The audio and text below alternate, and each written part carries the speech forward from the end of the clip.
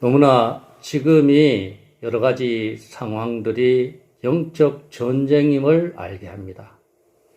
지금 미국의 대통령의 그 취임식을 앞두고 너무나 어려운 가운데 있습니다. 이거는 보이지 않는 영적 전쟁이고 실제로 앞으로 어떤 일이 벌어질지도 모르는 상황 가운데 놓여 있습니다.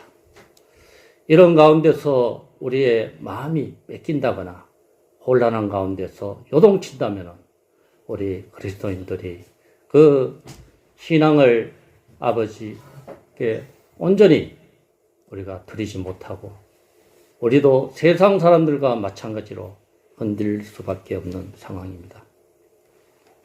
왜 미국의 대통령이 이렇게 중요한가? 바로 그 하나님을 대적하느냐, 하나님의 대적을 연기를 하느냐. 그렇지 않으면은 이 적그리스도의 세력들이 빠른 시일 내에 우리를 뒤덮을 것입니다. 그럼으로써 우리는 이런 일련의 사태들을 주의하면서 우리가 어떤 거기에 대응하고 또한 앞으로 우리가 닥쳐올 혼란스러운 그런 가운데서도 우리는 믿음을 잃지 않으셔야 된다는 것입니다. 먼저 우리가 혼란한 시대에 평안을 어떻게 가질 수가 있는 것인가? 이런 생각을 하셔야 된다는 것입니다. 그 미국이 자유민주주의 기독교 바탕 위에서 세워진 그 거대한 미국이라는 나라가 지금 바로 그 딥스테이트의 그 소나기에 놀아날 것인가? 여러 가지 제약이 우리도 모르는 사이에 스며들어 오고 있다는 것입니다. 지금의 그 타락된 모습들이 하나씩 벗겨지고 있고 드러나고 있다는 것입니다. 바로 어떤 제약이냐? 다 아실 것입니다. 소아성애라든가 인신제사, 또 하나는 마약 밀매, 인구 감축, 이런 어둠의 세력들이 비밀들은 사항들이 하나하나씩 지금 벗겨지고 있는 상황입니다. 이런 모든 것들도 하나님의 허락하심 안에 이루어진다는 사실이고 역사의 주인공은 하나님이시라는 것입니다. 우리는 그 어둠의 세력들보다 더 크신 하나님을 붙드는 것입니다. 결국 하나님의 계획된 시간 안에서 이루어지고 가는구나, 이것을 생각하게 되는 것입니다. 전도서 3장에도 보면은 모든 일에 때가 있다라고 말씀하고 있습니다. 1절에는 범사에 기한이 있고 천하만사가 때가 있다는 것입니다. 그러기 위해서 우리는 그 때가 지금의 어느 때인지를 분명히 알고 준비를 해야 된다는 것을 우리에게 주의시키고 있다는 것입니다. 우리가 현상에 주의하다 보면은 본질을 보지 못하고 빠져들어가게 된다는 것입니다. 지금 세계가 몸살을 앓고 있습니다. 전쟁 중에 있다는 것이죠. 그 어둠의 세력들은 우리를 지금 삼키려고 하고 있는 상황입니다. 말씀에는 마지막 때는 불법이 성하다고 얘기했습니다. 정의보다는 불법이 이긴다는 것입니다. 결국에는 그들이 불못으로 들어가게 되는 것은 사실입니다. 하지만은 마태복음 24장 10절에도 보면은 그때에 많은 사람이 실족하게 되어 서로 잡아주고 서로 미워하겠으며 거짓 선지자가 많이 일어나 많은 사람을 미혹하겠으며 불법이 성함으로 많은 사람의 사랑이 식어진다고 이렇게 말씀하고 있습니다. 지금의 정의와 공의는 무너지고 억울함을 당하는 사건이 원통함으로 이어지고 있는 이런 비통스러운 이런 모습을 바라보고 있는 것입니다. 지금 이 시대가 바로 불법이 난무하는 그런 시대에 살아가고 있습니다. 이러다 보니 우리의 마음도 그런 현상에 시간과 마음을 뺏기게 되고 또한 잠식되어 가고 있다는 것입니다. 순간순간 우리는 멈춰서서 자제해야 되고 때로는 우리가 의도적으로 그 유튜브와 페이스북 이런 것을 절제가 또한 필요하다는 생각입니다. 바로 사단은 대적자이고 파괴자이며 찬탈자 거짓의 압이라는 것입니다. 세상 법적이 판결을 지금 굳게 하고 있습니다. 거짓이 판을 치고 언론은 사단의 하수인 역할에 나팔수 역할을 철저히 하고 있습니다. 하나님의 나라와 사단의 세력과의 치열한 전쟁을 감지하게 된다는 것입니다. 때로는 불안감과 긴장감으로 잠이 오지 않을 때도 있습니다. 우리가 기도의 필요성을 느끼지만 기도가 또한 때로는 안 됩니다. 그럴 때 단 한마디의 기도라도 사실 필요한 것입니다. 바쁠수록 더 기도를 해야 된다는 것입니다.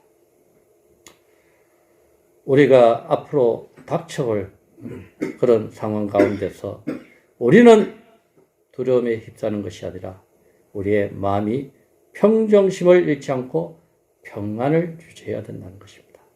그러기 위해서는 우리의 마음이 주님으로부터 멀어져서는 안 된다는 것입니다.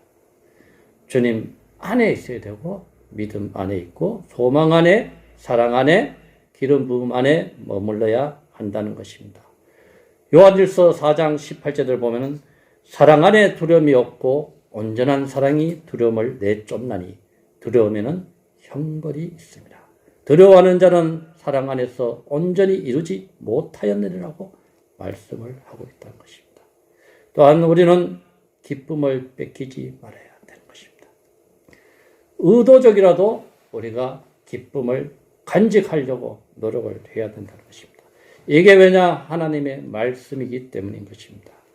주 안에서 항상 기뻐하라고 명령하고 있기 때문인 것입니다. 데살로니가 5장 16절에도 보면은 항상 기뻐하라. 이것이 하나님의 뜻이라고 말씀하고 있습니다. 때로는 우리가 살아가다 보면 우리의 삶이 퍽퍽하고 굳어 있을 때가 있다는 것입니다. 우리 스스로 그런 것이 올 때는 위험 신호임을 알고 다시금 기쁨을 회복하셔야 된다는 것입니다. 다시 말하노니 기뻐하라고 거듭 말씀하고 있습니다. 조건은 세상 가운데 육신 가운데가 아니고 바로 주 안에서라는 전제를 달고 있는 것입니다. 우리의 마음이 다운될 때는 절절히 감사라는 시편 136편을 묵상하시면 좋겠습니다. 26절까지인데 매절마다 감사라는 구절이 있습니다. 하나님의 행하심과 존재에 대해서 감사라는 것입니다. 제약의 미세먼지가 우리 영적 시야를 뿌옇게 만들고 불의한 바이러스가 자유를 지금 통제하고 있습니다. 예수님은 다시 오실 것입니다. 세상 속에서 벗어나 예수 그리스도께 피하셔야 길이 있다는 것입니다. 생각지도 않은 날에 예수 그리스도께서 자기의 피한 자를 왕국으로 옮기시고 세상의 가치를 둔 사람과 그들이 추구했던 세상은 바로 불로 심판하실 것입니다. 지금의 전염병을 바라보면서 사무엘상 24장 1절에도 보면은 다윗이 그 이스라엘의 인구 조사를 하게 된 것이죠. 그랬을 때 아차 자기가 하나님을 의지하고 그 병력에 의지하고자 하는 그런 자책감이 들었다는 것입니다. 그래서 큰 죄를 범하였구나 했을 때 이미 늦어진 것입니다. 하나님께서는 격려하셔가지고 세 가지 중에 전염병을 3일 동안 내림으로 7만 명이나 죽게 된 사건이 있었습니다. 그러고 나서 후회하고 죄를 돌이키고 나서 아라우난의 타작마당에 번제와 화목제를 드렸던 것입니다. 자신과 교회가 지난 과거를 돌아보며 회개가 필요하다는 것입니다. 하나님의 이름과 영광을 도용하여서 우리의 욕심을 채우려고 했던 부분은 없었는지 철저히 회개하면서 돌아가야 된다는 것입니다. 교회도 한 명의 영혼에 관심을 갖기보다는 무리한 교회 건립과 확장, 또 하는 치장과 성도 수에만 보여지는 것에서만 열을 올리고 본질에 소홀했던 것이 지금의 한국 교회가 나타난 결과라고 볼 수가 있겠습니다. 만약에 우리가 잘못 기도한 것이 있다면 앞으로 그 기도를 교정을 해 나가야 될 것입니다. 보혈의 피로 덮으시라는 그런 주님의 긍휼이 필요한 것입니다. 요즘에 세상이 너무나 잘못되어 가고 있고 바로바로 하나님께서 심판을 내리지 않음으로 인해서 하나님에 대한 경외가 없는 것 같습니다. 하나님에 대한 어떤 친밀하고자 하는 그런 경우는 있는데 하나님에 대한 경외감은 많이 줄어들었다고 볼 수가 있겠습니다. 죄악은 결국 심판을 받게 된다는 그 두려움을 가져야 된다는 것입니다. 함부로 행하기를 그럴 때는 못하게 되는 것이죠. 봐도 사도행전 5장 1에서 11절을 보면은 초대교회에 하나님을 두려워하지 않으므로 아나니와 삽비라가 성령을 속이고 땅값 반 얼마를 감춤으로 그 부부가 죽게 된 경우가 있습니다. 하나님을 두려워한 마음이 있다면 지금도 만약에 즉시 즉각 심판을 내린다면 하나님을 경홀히 여기지는 않을 것입니다. 그래서 우리는 이 시대는 버리는 연습이 필요합니다. 우리의 삶을 단순화시켜야 된다는 것입니다. 이스라엘의 막대기와 채찍으로 사용되었던 바벨론 그들도 결국은 그들의 죄악에 대해서 하나님이 심판을 하신 것입니다. 예레미야 51장 33절에도 보시면은 만군의 여호와 이스라엘의 하나님께서 이와 같이 말씀하시되 딸 바벨론은 때가 이른 타작마다가 같은지라 멀지 않아 추수 때가 이르리라 하시도다. 추수 때가 곧 온다는 것입니다. 요즘에는 계속 마지막 때를 자꾸 말씀을 하시게 하는 것입니다. 추수 때는 알곡과 죽정이를 분명히 가리신다는 것입니다. 우리 왜 시골에서 저는 그런 걸 많이 봤습니다. 그 콩 타작을 할 때는 그 도래깨질로 해서 계속 두들겨서 그 껍질이 벗겨지면은 이제 그걸 거두어서 또 하는 그 기질을 한다는 것이죠. 기질을 하고 때로는 그 체질도 한다는 것입니다. 그 기질은 바람을 불어갖고 하는 거고, 그 체질은 그 크기가 걸리면은, 그건 사용 못하게 된다는 것입니다. 우리 안에 더러운 죄악이 이렇게 돌이켜질로 벗겨질 때, 하나님께서는 합당하게 사용하신다는 것입니다.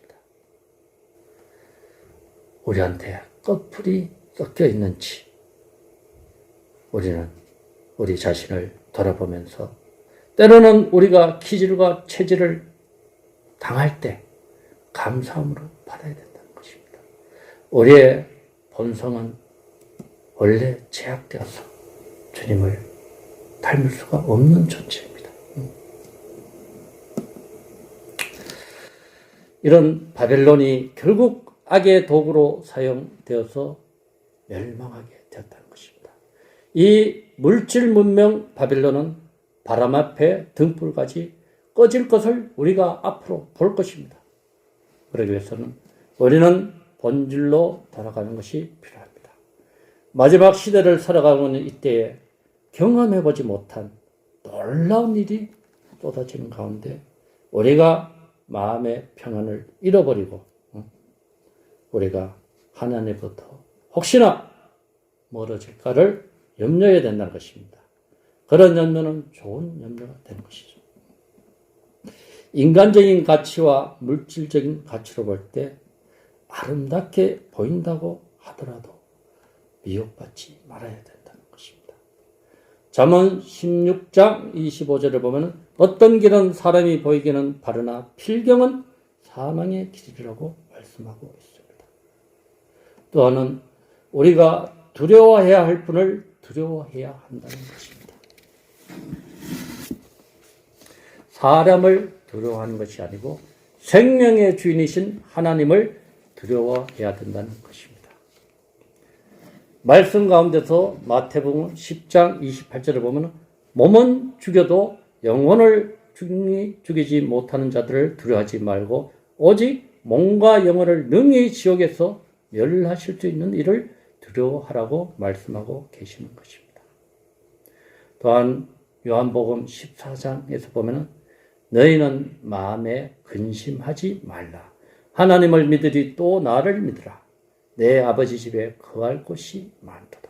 그렇지 않으면 너에게 일렀으리라. 내가 너희를 위하여 거처를 예비하러 가노니 가서 너희를 위하여 거처를 예비하면 내가 다시 와서 너희를 내게로 영접하여 나 있는 곳에 너희도 있게 하리라. 이렇게 말씀하고 있습니다. 우리의 집은 이곳이 아니고 저 영원한 천국이 되는 것입니다. 우리가 그런 생각과 믿음을 가질 때 이 세상에 대한 미련과 염려가 덜할 것입니다. 염려가 무엇입니까? 바로 두 가지 마음을 품는 것입니다. 이 땅과 저 세상 중 영원한 세상을 선택해야 된다는 것입니다. 그런데 세상 가운데 미련을 내지 못하여 소금 기둥이 되어버린 롯의 처를 생각해 봐야 된다는 것입니다. 바로 우리는 이사갈 준비를 해야 된다는 것입니다. 예수께서 오늘 오시면은 우리는 이사갈 준비가 되었습니까? 스스로한테 자문을 해 보셔야 될 것입니다. 우리는 우리 자신에 대해서는 무너짐을 경험해야 된다는 것입니다. 자신 안에 소망이 없다는 것을 알 때 결국 하나님을 의지하고 우리의 자랑은 예수 그리스도의 보혈과 하나님의 말씀의 권세로 세상을 이겨나가야 된다는 것입니다. 자신 안에서는 우리가 낙제할 수밖에 없는 것이 바로 인간인 것입니다. 주님께서는 이 만물을 붙들고 계시듯이 우리 한 사람 한 사람들도 붙들고 계시다는 것입니다. 또 하나는 우리가 하나님의 긍휼하심을 구해야 될 것입니다. 사도행전 이사야 42장 3절과 마태복음 12장 20절은 상한 갈 때 꺾지 아니하며 꺼져가는 등불 끄지 아니하며 진실로 정의를 행하시는 분이 바로 주님이시라는 것입니다. 우리의 작은 신음에도 귀를 기울이시고 우리의 머리카락까지도 세시는 분이 그 하나님이시라는 것입니다. 그래서 이 말씀으로 인해서 우리는 큰 위안을 받을 수가 있는 것입니다. 연약한 자와 함께 해주시는 긍휼의 하나님이시라는 것입니다. 주님의 긍휼이 아니라면 우리는 심판을 받을 수밖에 없고 누가 그 심판에서 피할 자는 아무도 없다는 것입니다. 우리가 믿음을 갖고 아무것도 염려하지 말고 늘 감사함으로 우리가 마음과 생각을 지켜내는 것이 중요한 것입니다. 이런 것은 바로 그 하나님 안에 우리가 다른 어떤 것보다도 주님이 최고로 생각할 때 가능하다는 것입니다. 우리가 늘 주 안에서 평안을 간직하며 마음 가운데 소망을 잃지 않고 흔들리지 않는 믿음 가운데 거하시기를 바랍니다. 감사합니다.